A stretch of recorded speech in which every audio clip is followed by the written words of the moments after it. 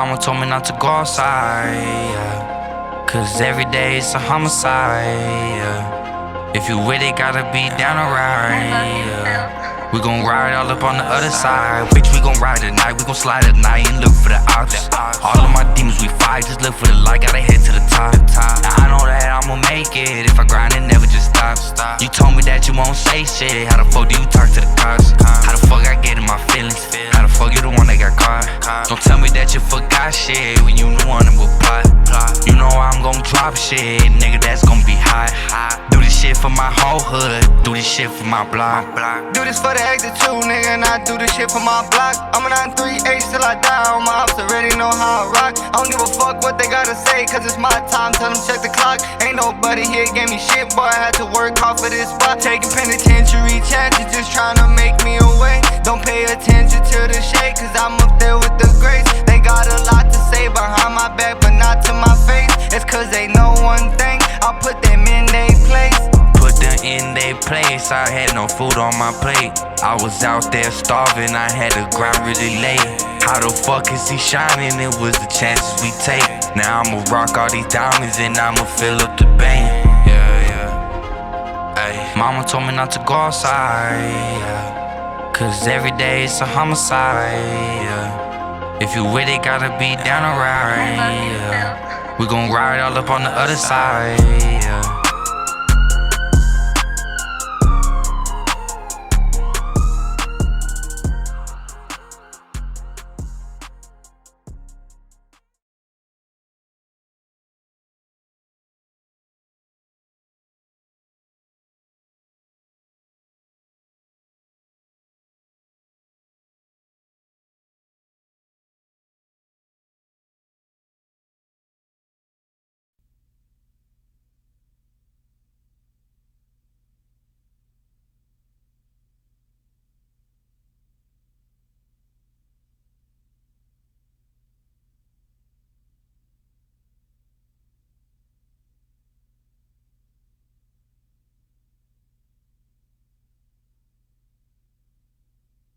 I deliver mail, and I was out on my route delivering mail, and here the supervisors, two of them whipped up in front of me, and my dad's was in bad shape. He's on oxygen, and I thought, oh, something happened to my dad. And so they come running over to my car, and I said, is it my dad? And they said, they shook their head no, and I said, is it one of my kids? And they went like that, and I said, is it my son? My son was a senior at the University of Pittsburgh, and a girl that lived on the second floor, her ex-boyfriend set a fire, and the smoke, killed my son while he was upstairs sleeping. This boy more or less was, I don't know if he was stalking her or what, but jealous or whatever, and set the fire and intended to kill her. And Joey didn't make it, We buried him on Monday, and I think it was Thursday, was when the detective called me to tell me that it had been an arson, and he wanted to let the family know before it hit the news. Well, I was by myself when he told me, and I just couldn't imagine the trials would start and stuff. And the first time I took my daughter was when the trial was actually going to start. And ever since that day that she's seen this Matthew, I've had to sleep with her. And that was back in July. Chrissy and I was watching TV the other day, and they said how one stupid act can affect so many lives. And she looked at me and she said, we really know that, Mom, don't we? But you figure this boy was jealous or whatever about this girl living with this guy, or I don't understand what he was thinking of, but his stupid act has ruined lives of people he didn't even know existed. We've never done anything to her. I've never gotten a traffic ticket, nothing. And to be punished like this, and we'll be punished the rest of our lives because of someone we didn't even know. If he would have been in an accident where he was drinking, or if he would have had been a car accident where it was an accident or something, but to know that someone deliberately, while he was sleeping in bed, where is the safest place you think your child is? In bed sleeping. What this kid did is he has no idea how he has affected all of us. I mean, just the emptiness, the sick feeling that you have inside you every single day. Not a day goes by that I do not shed a tear. Not one day.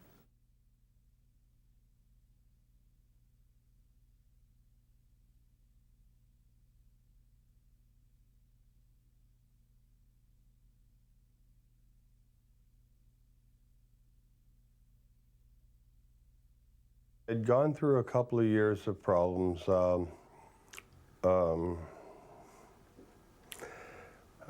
wife found a boyfriend and moved away to Cleveland. And then my mother started getting sick. So I came home to take care of her, and we were together for about 8 months, and then she passed away. And I had just gotten a job with a real estate company where I was going to do their maintenance for them. And I was in an alley behind their property bringing a key back. Somebody followed me back to the property. Well, these are all fun-loving people, you know, and I thought it was a mistake. I thought it was a joke. Somebody pulled in behind me and got out and approached me with the fact that he thought I was somebody else. He thought I was somebody that had stolen a stained glass window from one of his properties. And I just happened to be working across the street from one of his properties. And I thought it was a joke, I really did. And so I really didn't put up any resistance. And then he slid out a metal baseball bat and he started to attack me. I was obviously the wrong person at the wrong place at the wrong time, but I backed up, he took out my knee, I went down, and he just started beating me like crazy. I never even defended myself, which is the hard part, because all my life I've defended my family, my friends. I've worked as a doorman at local restaurants and clubs, and I always had confidence in myself to take care of myself and my friends and my family. And when he took me out like that, it changed my life. I'm very angry. And I mean, from time to time, I'll burst into these screaming fits in my own house. You think I'm talking to myself? I ain't talking to myself. I'm just mad. It's tough when you can't physically do what you want to do. I can't climb ladders. I have no knee. My muscles and tendons are crushed. And it's going to take 4 or 5 years to maybe build up the strength in my knee that I could even climb a ladder. I've been going through a lot of depression. I sit on my couch and cry, and I live like a spider. I mean, I keep my blinds closed. I'm scared to death to answer the phone or answer the door. And that ain't right. I'm almost 6'3". I weigh 225 pounds. And yet I'm scared to walk from my house to my car. You know what aggravates me the most is I was just at the point where I was ready to rebuild my life. I look to the future and I see things, but I'm not impatient, but I really want to get back to where I was.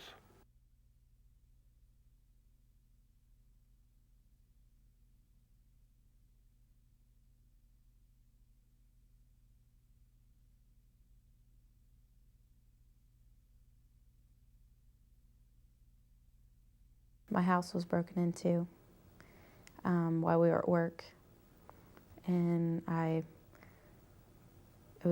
but I actually had kept calling my house.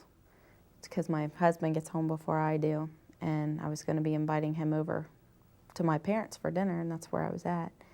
And he picks up the phone and immediately and says, the house has been broken into, you need to come home. They kicked in my back door, and they had taken our 36-inch TV that was in the living room. They took our 25-inch TV that was in our bedroom. They took just a lot of weird stuff that we kind of don't understand why they would take it, but like towels out of our closet. They took like wash rags. There just seemed like there were so many little things that just kept coming up missing every day that went on. I'd find something else. They took my camcorder, which had my youngest son's newborn video in it, which that's probably the worst thing. They could care less what's on that video. They're not gonna watch it. They probably just threw it away. But that's my, that was my baby, my newborn baby on there that I'm never gonna get that back.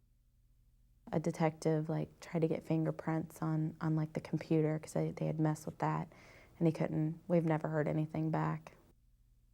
I just wanted my things back. I mean, granted, they came into my house, and I don't think it would have been the greatest to get it all back, or to find it. I still would have been that. I think that would have probably been traumatizing too, is knowing that they had them and then they got them back. It's like, what have they done with them?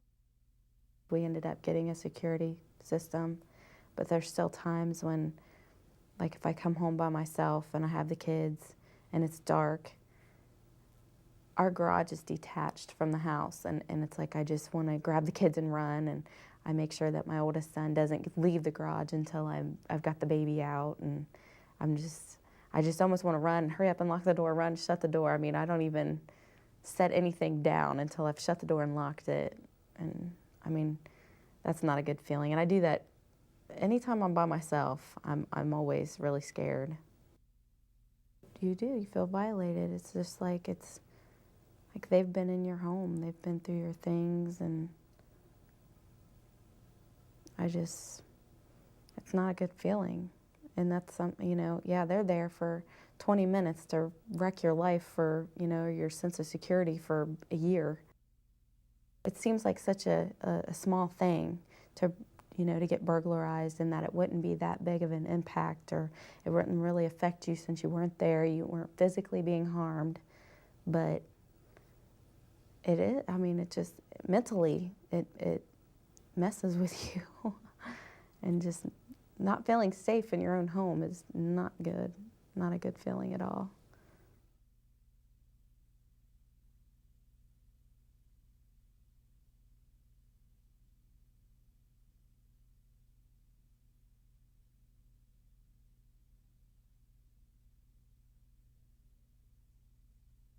It happened when I was I can't remember the exact age, but it was between 5 and 7. But I never told anyone until I was a senior in high school, 17. The one that I was abused by was at the time, my best friend's older brother. He was about 7, we were the same age, he was about 7 years older than us. It all started off with the hugging game. He would take us into his room, her and I individually, and we would sit on his lap, and he would hug us. And to any child, that feels really good. It was a fun game, But he was very weird about it. He said we couldn't even talk to each other about it. Her and I couldn't talk to each other about it. Every time she would leave the room, he would jump on me. I was never penetrated vaginally. It was always oral. Mostly he would lay on top of me. I couldn't even breathe. He would say stupid things like, well, why didn't you say something? How could I? When I told my mom, I remember we were in my room, and I just kind of broke down. I started crying, and I ran out of my room and ran downstairs, and it was like, I didn't want to tell you this. She's going, what don't you want to tell me?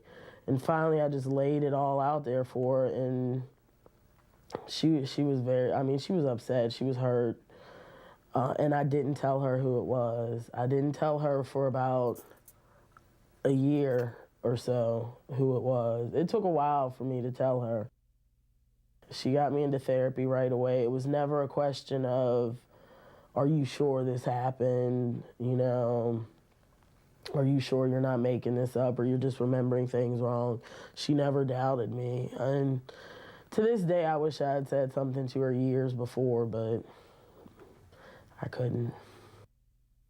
I was depressed for a long time. I didn't even realize I was so depressed for a long time. All I ever did was sit in my room and watch television and eat. I have a hard time trusting people, or I just jump in like feet first without them giving me any reason to really trust them. Usually I find I've gotten burned like that a lot of times, but it's like because I feel as though when I was that young, I wanted to be able to do that with someone and I couldn't. So now I'm still kind of looking for that. When I walk into a room, within 10 minutes of being in that room, I know every way out of that room, including if I had to jump out of a window. And it's like instinct to me now. I don't even realize that I do it anymore. But I'm always looking for an out. I'm never trying to be trapped in the corner. Never again. I recognize now that it's not about sex at all. It's all about power. And I really do fear that a lot of them get off on that. The whole idea of you hurt me, you know, you're hurting people. I think that's what they're looking for. It's weird for me to talk about this because it's so third person, because I do feel as though she's still with me. She's still in there. That little girl is still, you know, she cries sometimes still, and it's like, it's okay. It's okay to cry. I mean, I'm still angry. I think I have every right to be angry, but it doesn't rule my life anymore.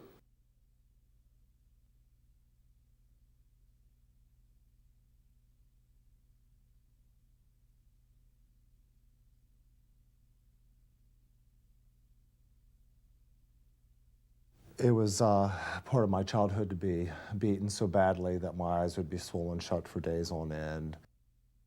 I had an uncle who was, he was a sadist. He was brutal. He was absolutely insane. And I suffered beatings at his hands time and time and time again. He would be the only father figure that I would know as a child because my mother and him lived together all throughout the earliest part of my childhood. My mother was as well. She was a violent person. Any small thing that annoyed her, it was taken out on us kids. My mother handed me over to a pedophile when I was 5, and by then, you would have thought that I was conditioned to handle the horrors of my life. But this added a new dimension to my suffering, and I found it almost unbearable to deal with. So as a kindergartner, I would have to leave kindergartner class and go home and have sex with this man who was in his 50s. I remember the long walk home and crying and falling down and having to get back up and walking on and falling down and crying and getting back up and walking on. I had to adjust to that situation. I had no choice but to shoulder this responsibility, and I learned that food meant sex for me. Young in life, I would turn to drugs, and that would be a friend of mine for a long, long, long time. My journey has been an enormous struggle for me. I've known years and years of depression. I've been physically sick in times in my life. I lost my job. I had no friends. I assumed I would die. I never expected to live through this. I don't think being abused as a child goes away. There's things that I deal with as an adult now that it's kind of like troubleshooting. I maintain taking care of my mental health and my emotional health, and I've learned over the years to be fairly good at it. I know that I am a high-functioning abuse survivor. I have a propensity towards honesty, whereas my siblings don't. They want to just forget it. They don't want to think about it. But I think it's more insidious than that. We were made to witness crimes committed against one another over and over again. It's like we hold the truth, and we can't get near one another. It's too horrible. To even see each other is so painful.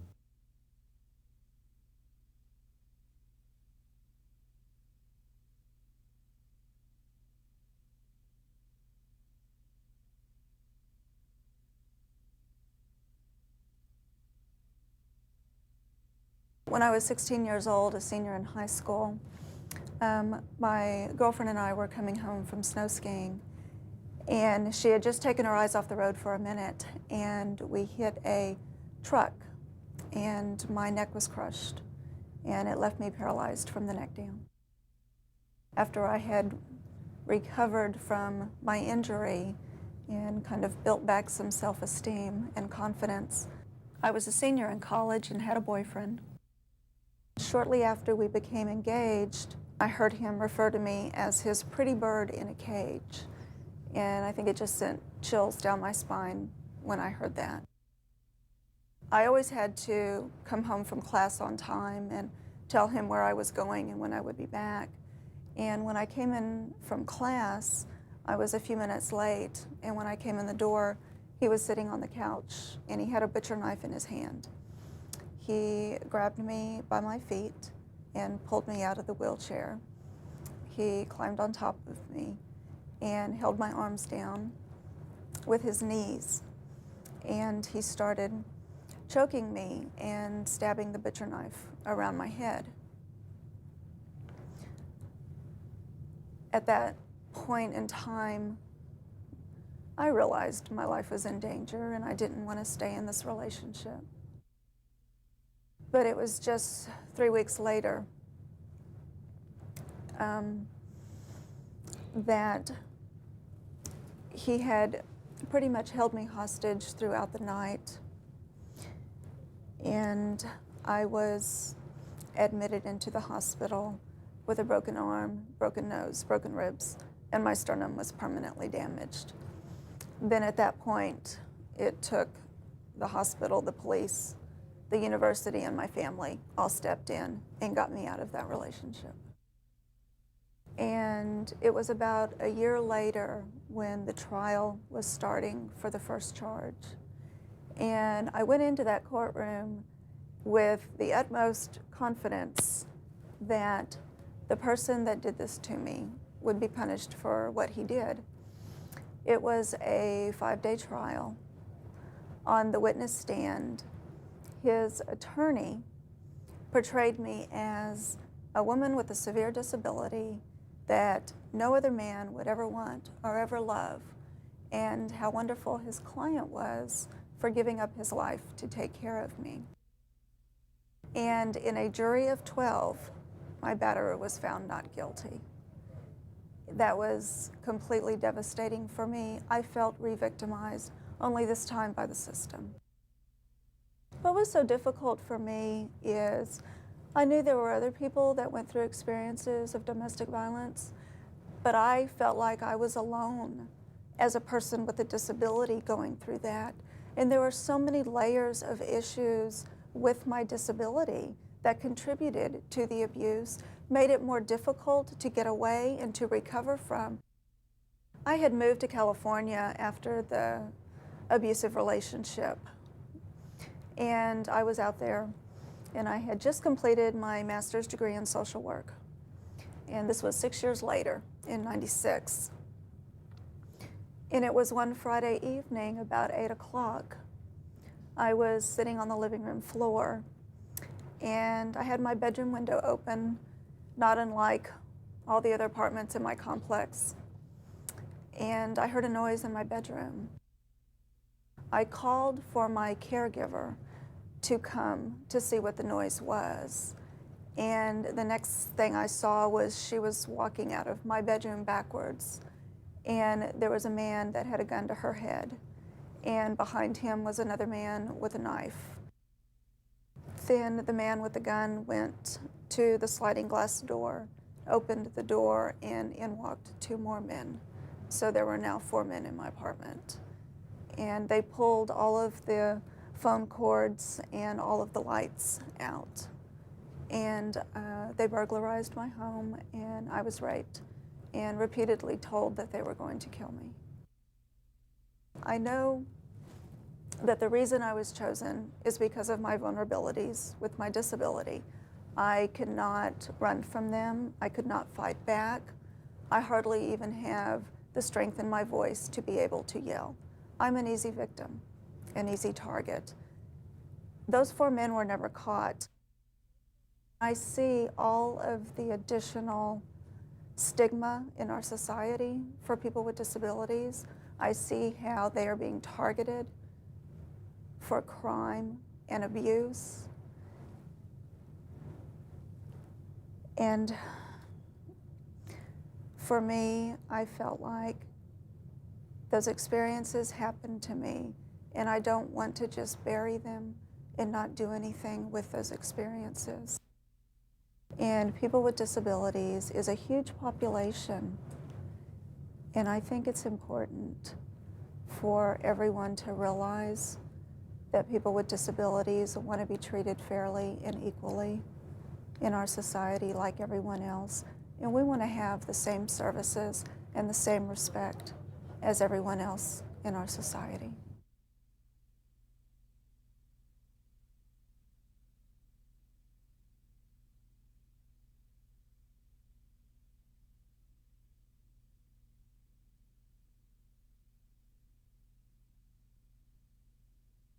I am a victim of domestic violence, and I think the thing that was the hardest to realize was that I really was a victim. My ex-husband was very controlling, very isolating from friends, family, church. He monitored my coming and going. He didn't let me talk on the phone. You know, my family was stupid, and I was stupid, and the things that, you know, the apartment that I lived in that he moved into with me, it was stupid. You know, everything wasn't up to his par, including me. And so, you know, I was constantly in a race with myself to see, you know, what I could do to make it better or fix it. And it just kind of snowballed from there, and the crux was when he threatened to have me killed. You could put on your social face when you were outside, but the thing that was most frightening was I was literally afraid to go home at the end of the day. Work was a comfortable setting, church was a comfortable setting. Nobody was going to do anything. But then you get in your car to go home and you start having panic attacks. The daily impact, once he threatened to have me killed, it was like you were outside looking in. Because by the time that happened, you know, I wasn't really talking to my family because I had pretty much pushed them by the wayside. They didn't like him or how he treated me because they could see it. Of course, I was too involved in the relationship to see. And so there was nobody to go to. I kept thinking in the back of my mind that domestic violence happened to somebody else. You know, on TV, it's some other person or some other background or lifestyle or age of a person. You know, I didn't think that it would be happening to me. You go through the whole realm of emotions.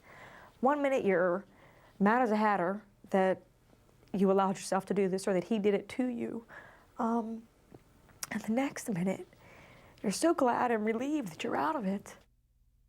He was sexually abusive. And I think of all of it, that was probably the most painful and still probably the the hardest to get past. You know, when you're in a relationship with somebody that you love and they use sex forcefully, it's devastating, it's demoralizing. I've gotten to the point where I know I'm better off without him, and I'm moving forward. Me being a victim of domestic violence has really affected my whole entire family and friend structure. For the longest time, it was the elephant in the room. They tiptoed around all of the issues. The fear has eased a little, but it's still there. It's still fresh enough. Emotionally, I can't imagine going out on a date again, or getting into a relationship again. I can't imagine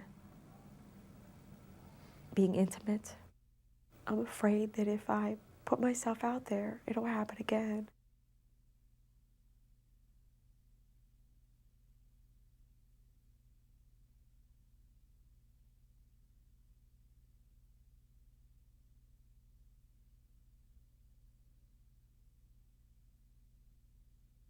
My daughter and I were going to the grocery store in the morning in November of 1979, and she was 5 months old, and we were hit head-on by a drunk driver.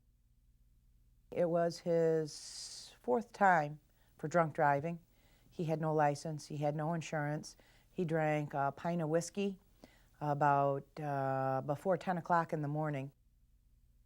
My daughter was in a car seat, and the straps just busted on it, and she came around and hit the back of her neck right here on the corner of the dashboard and crushed. You have a cervical section of your spinal cord, and it goes C1 through C10 to right about here, and she crushed C4, 5, and 6, these 3 vertebrae right here, and they kind of twisted like this and went across and then ended back on top of her spinal cord, and she was paralyzed from the neck down. And I broke about 14 bones from the waist down, and I have a couple of plates in my left foot, and I have a rod in my right leg. You know, she always had pneumonias, and she had atelectasis, and she had bladder infections, and she had tracheostomies and other kinds of infections, and she had seizures. I had 7 years of playing tug of war with God, and I knew that he'd win someday. She died, and that was in 1986.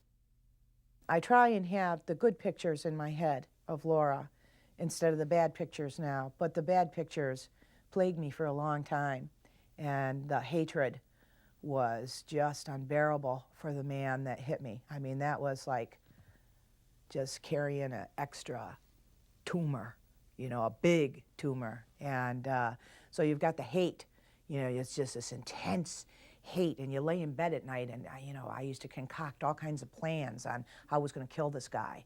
And then I thought, I'm not going to kill him. I'll hit him in the back of the neck with a lead pipe. I'll have somebody hold him down.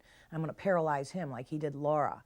And then you just go on with these scenarios, and you just build this up. So now you've got all this hatred for this person, and you get all this pain and sorrow. Sometimes the people who do it, even after they've been picked up for drunk driving, they still don't see themselves as a problem, you know, because maybe somebody isn't in their face showing them a picture of their dead daughter, or telling them what that felt like, or how horrifying it was to have her chew her fingertips off because she couldn't feel them and was covered with blood one morning. You know, now let's start thinking about, what if it was your kid? What if somebody did this to your kid? Let's start thinking about that a little bit, you know, or happened to your mom or your boyfriend or your girlfriend or your wife or whatever. You know, start thinking in those terms a little bit, and, you know, maybe that'll, I don't know, help deter you. You want a drink? Drink. Take a cab.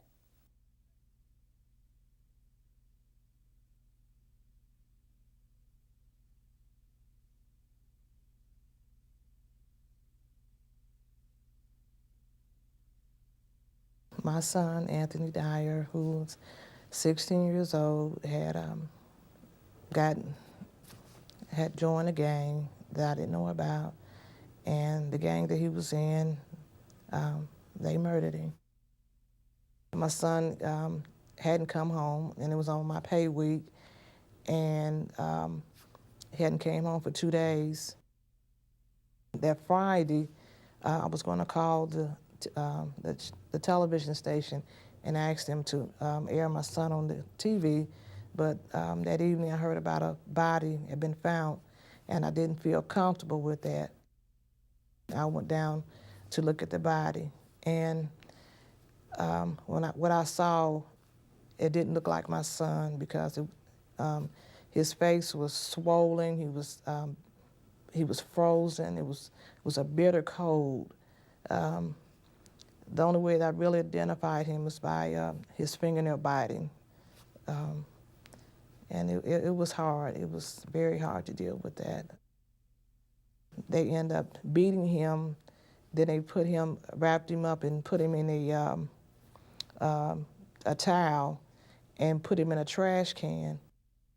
So the leader of the gang told him to 69 him, which meant kill him.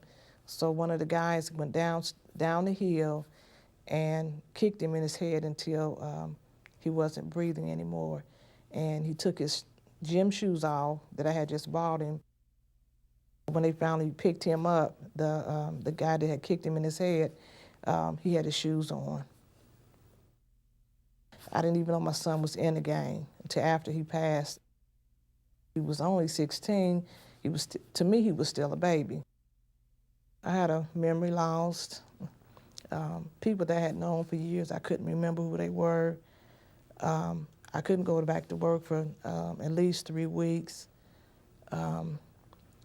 People would question me about different things, and I didn't want to deal with it. I would cry all the time. It's just your whole life, it's just turned upside down. None of them showed any remorse. Next year, 3 of them would get out. They plea bargain. Some of them got 7 years. One of the girls that cleaned up the blood at the apartment that he had got beat up at, she's out. The leader of the gang got 15 to 30. The one guy that had his gym shoes on, he got 12 years. No, he got 16 years. And a guy that took his clothes off and burned them, he got 12 years. So they all got time. If you've committed a crime and it's totally shut out and you're going on with your life, well, if that family, they're not going on because their life is forever changed. It will never, never be the same. And it hurts because I know my son wanted to live and it wasn't fair. It was not fair.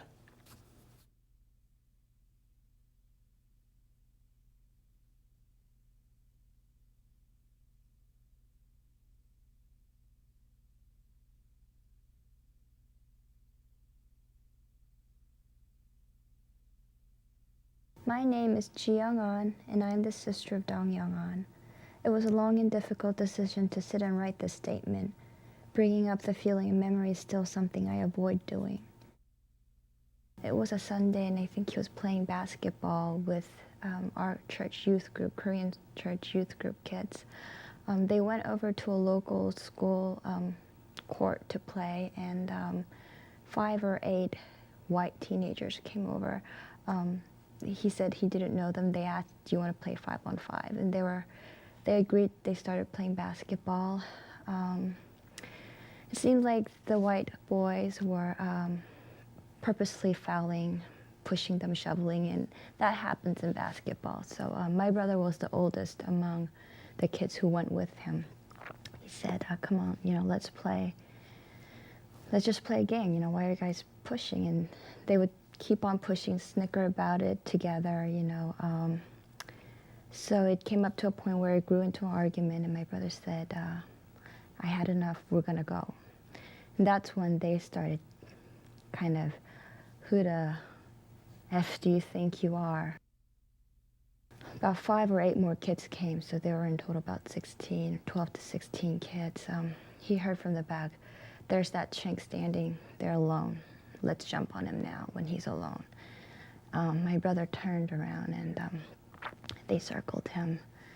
And they're like, Chink, go back to your country, and we're not even from China.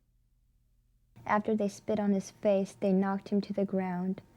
4 or 5, maybe even more kids started to step, stomp, and kick his head, face, and back. He was lying on the ground. He did not fight back. All the facial cheekbone was all just cracked into pieces. Nose bone fracture, and he lost sensation. There was a nerve damage, so he lost sensation on 4 of his upper teeth and whole bottom of the part. He doesn't have sensation till now, and it's been about a year since that happened.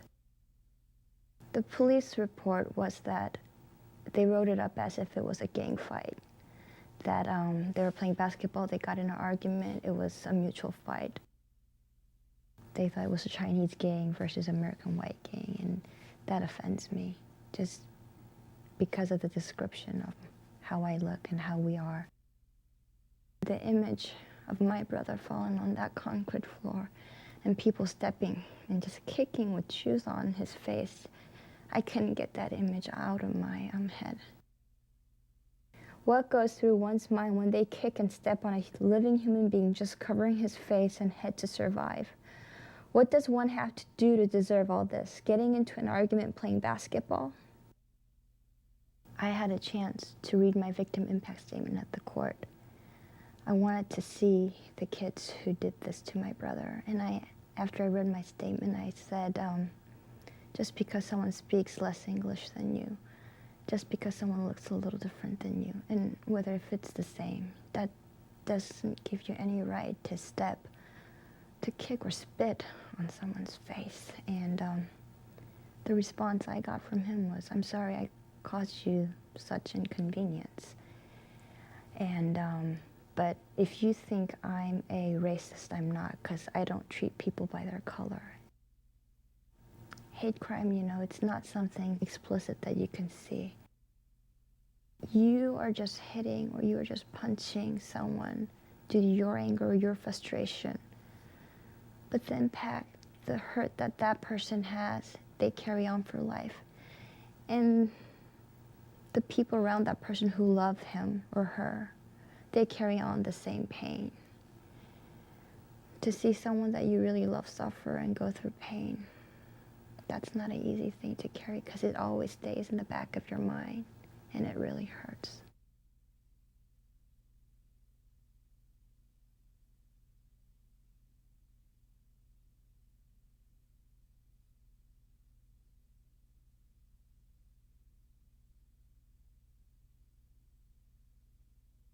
Jill was on the 2nd floor. The 1st floor apartment was empty, and the basement floor was inhabited by the man that killed her. He apparently had gotten the idea that Jill was narking on drug dealers in the area, and he had been dealing drugs out of the apartment. She had been there 2 months. She had no idea. He was waiting for her when she returned home from work at 1 o'clock in the morning, and he punched her in the face, stunning her, and got her tied up and spent 6 hours killing her, raping and killing her. 8 years later, it still seems like yesterday. They did not want any of us seeing her because she had been so badly beaten. I was allowed to hug a body bag that was on the elevator at the funeral home. And I basically said the goodbyes for the entire family at that point. Jill's murder left me with this huge, gaping void in my gut. And I felt like if I ever let anybody close enough to see that, they'd either think that I'm crazy or they would be terrified by what I had to show them. I became really, really suicidal after Jill's death and wanted very badly to be with her. My oldest sister became pretty agoraphobic. It's still difficult for her 8 years later to leave the house without a strong family member with her. My brother, who had problems with alcohol prior, became full-blown alcoholic. Now I'm hypervigilant, so unless I know everything that's going on, I'm not comfortable. 8 years later, I'm still sleeping with the door locked. I have insomnia now, stomach problems that make it impossible for me to eat out. It's like traveling grief. So it just keeps remanifesting in different areas, but it's all the same pain and anger that are sitting in there. I got the nickname Angry Amy when I was working at the salon, and I don't think I was showing any anger at all, you know. Some of my reactions, you know, if this guy that's in prison for my sister's homicide, if he gets raped and killed, I don't care. And maybe that's what they were perceiving of anger. I don't see it as being anger, I see it as being realistic. I can't care about his life. He was found guilty of first-degree murder. He was found guilty of rape. It was death penalty plus 60. The death penalty was then overturned on appeal to a life sentence. The biggest thing as far as offenders in homicide goes is the fact that there is not just one victim. You're not just stopping at that one person. They are destroying many, many lives. My quality of life will never be the same as it was. You know, my innocence is completely gone. There's very little that life can show me that is going to be as good as when Joel was alive.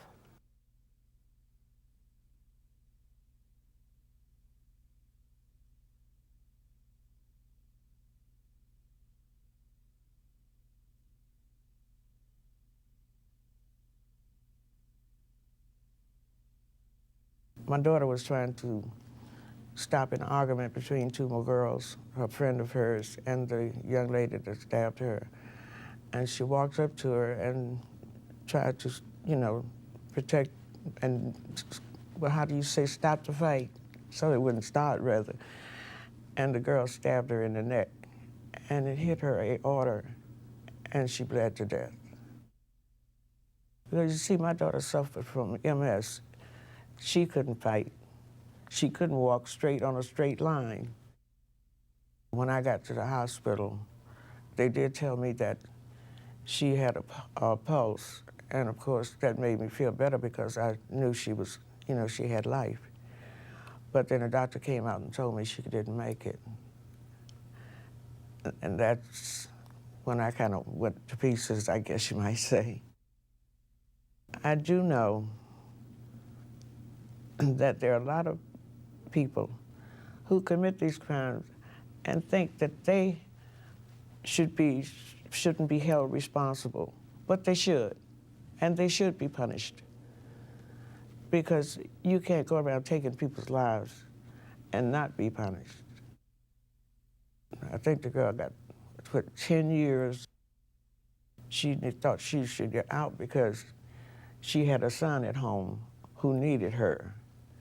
And I wanted to jump up and say something, but that big son of mine was with me, and he held me down because we wasn't supposed to talk, really. And I wanted to tell you, yes, my daughter had a mother at home that needed her, but she couldn't have her. If she ever comes to court again or tried to get out on parole again, I want to be there too. Because even though I know I won't get my daughter again, I miss her.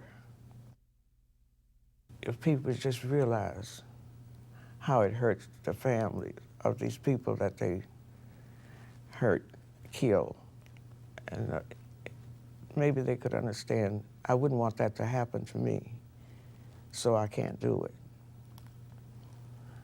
But we have some people with no conscience, I guess. 1 year later, that I lost my youngest son. And that didn't help matters either. But God has been with me. And I'm doing the best I can. And I'm sure they wouldn't want me crying every day or, suffering because of them. I can hear them now, Mama, you got to go on, you got to live. So that's what I'm trying to do.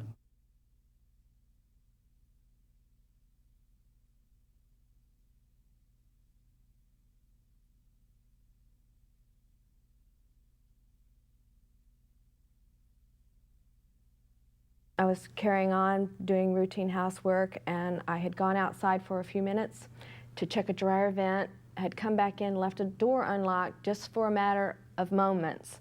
And before I could go back to close that door, to lock that door, a man came in through that door, came up from behind me, threatened me, took me out to the woods behind my home, where he robbed and raped me.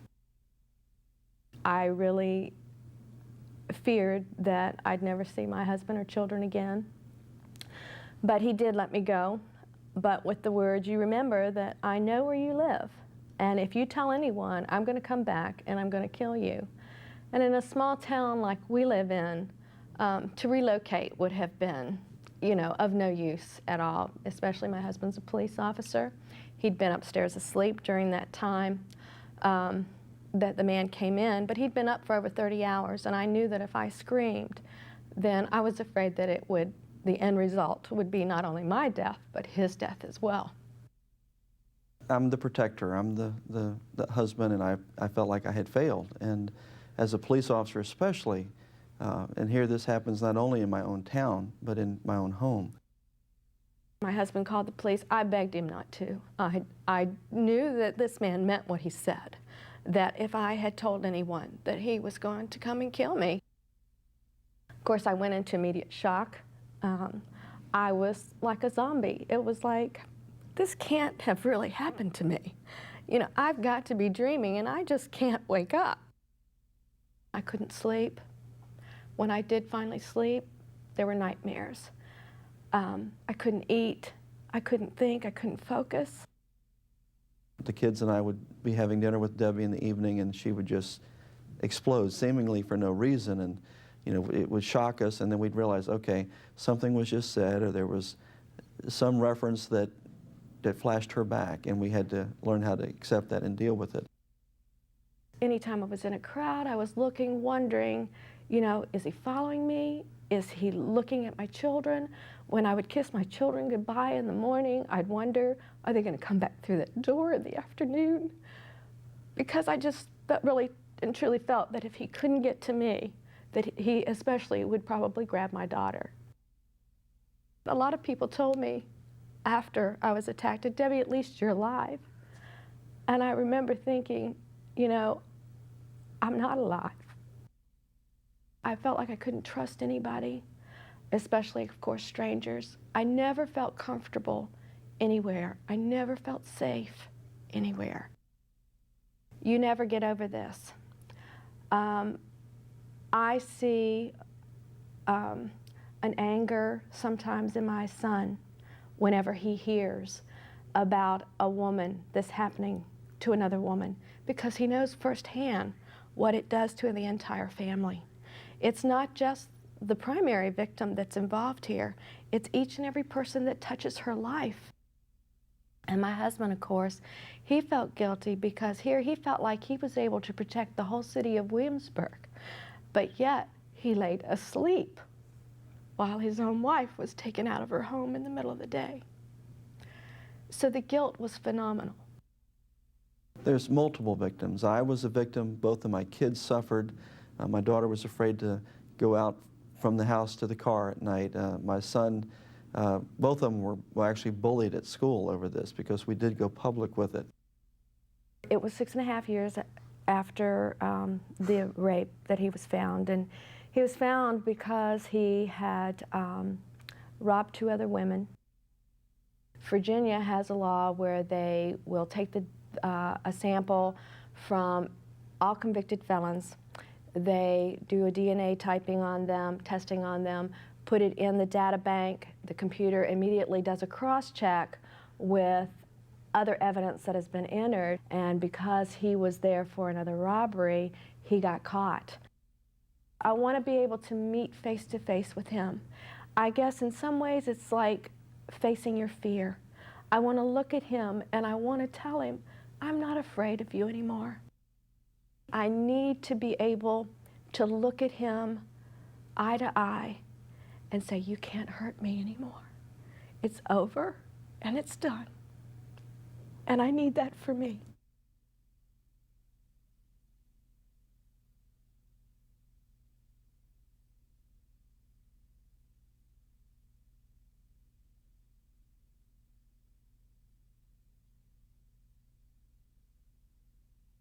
I was walking home from a dinner party. It was 11 o'clock at night, walking down Pennsylvania Avenue in our nation's capital, and was accosted by 3 gentlemen that grabbed me and dragged me behind a Dempsey dumpster and beat me and kicked me. They knocked out my front tooth, bruised a couple of ribs, and all they really got out of the attack was $20. I literally gave them my billfold. They took $20 out, that's what was in there, threw it back at me, and they took off. I got up and I ran. I ran home for the rest of the blocks. During that entire night, I didn't sleep, I didn't bathe.